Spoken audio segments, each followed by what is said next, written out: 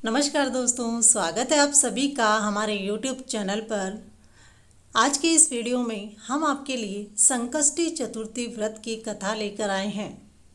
विघ्नहर्ता भगवान श्री गणेश जी की आराधना बहुत ही मंगलकारी मानी जाती है। उनके भक्त विभिन्न प्रकार से उनकी आराधना करते हैं। अनेक श्लोक मंत्र जाप के द्वारा भगवान गणेश जी को मनाया जाता है। श्रावण शुक्ल पक्ष की चतुर्थी के दिन दूर्वा गणपति व्रत किया जाता है। इस दिन भगवान श्री गणेश का पूजन अर्चन कर उन्हें दूर्वा अर्पित की जाती है। दूर्वा अगर प्रतिदिन अर्पित ना हो सके तो विशेष दिन जैसे बुधवार, विनायक चतुर्थी, संकष्टी चतुर्थी आदि उत्सव पर दूर्वा अर्पित करनी चाहिए। उनका पूजन अर्चन इस प्रकार से करने से हमारे जीवन के समस्त कष्टों का निवारण शीघ्र ही हो जाता है। दूर्वा अर्पित करते समय हमें यह श्लोक पढ़ना चाहिए। श्री गणेशाय नमः दूर्वां कुरान समर्पयामि। इस मंत्र के साथ श्री गणेश जी को दूर्वा चढ़ाने से जीवन की सभी समस्याओं से मुक्ति का मार्ग मिल जाता है और श्री गणेश अपने भक्तों पर प्रसन्न होकर के उन्हें सुखी जीवन और संपन्नता का आशीर्वाद प्रदान करते हैं। आइए सुनते हैं अब कथा। पौराणिक कथा के अनुसार एक बार भगवान शिव तथा माता पार्वती नर्मदा नदी के किनारे बैठे थे। वहाँ माता पार्वती ने भगवान शिव से समय व्यतीत करने के लिए चौपड़ खेलने को कहा। शिव चौपड़ खेलने के लिए तैयार हो गए, परंतु इस खेल में हार जीत का फैसला कौन करेगा, यह प्रश्न उनके समक्ष उठा। तो भगवान शिव ने कुछ तिनके एकत्रित कर उसका एक पुतला बनाकर उसकी प्राण प्रतिष्ठा कर दी और पुतले से कहा, बेटा हम चौपड़ खेलना चाहते हैं, परंतु हमारी हार जीत का फैसला करने वाला कोई नहीं है, इसलिए तुम बताना कि हम दोनों में से कौन हारा और कौन जीता। इसके बाद भगवान शिव और माता पार्वती का चौपड़ खेल शुरू हो गया। यह खेल 3 बार खेला गया और संयोग से तीनों बार माता पार्वती ही जीत गई।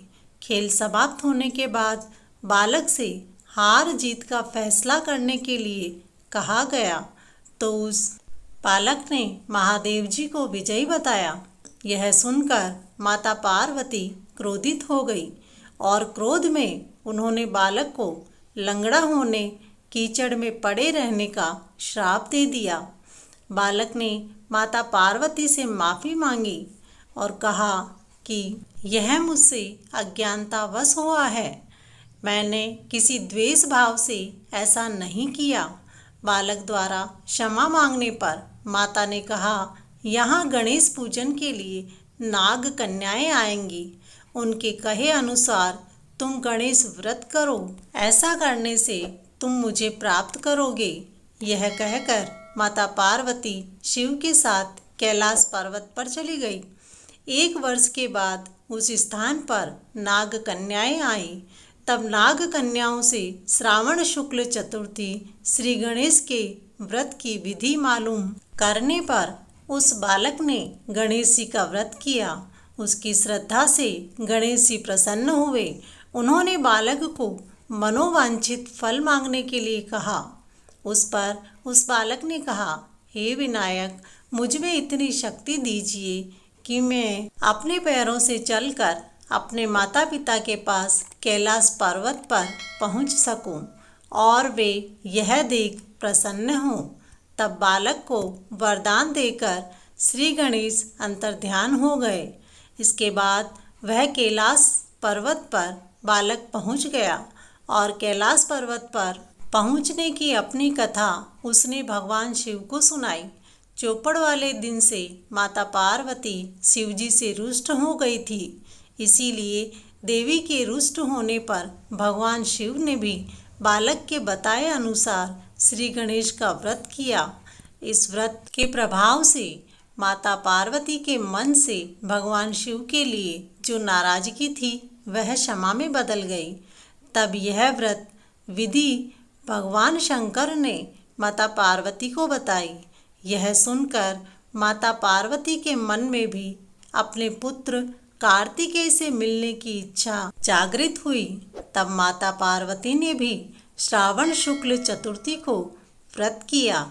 दूर्वा, फूल और लड्डुओं से गणेश जी का पूजन अर्चन किया। व्रत के प्रभाव से कार्तिकेय स्वयं माता पार्वती जी से आ मिले। उस समय से ही यह व्रत सबके लिए समस्त मनोकामनाओं की पूर्ति करने वाला व्रत माना जाता है। इस व्रत को करने से मनुष्य के सारे कष्ट दूर होकर उसे समस्त सुख सुविधाएं प्राप्त होती हैं। बोलो श्री गणेश जी महाराज की जय। दोस्तों, वीडियो पसंद आया हो तो कमेंट बॉक्स में गणेश जी की जय लिखना ना भूलें। धन्यवाद।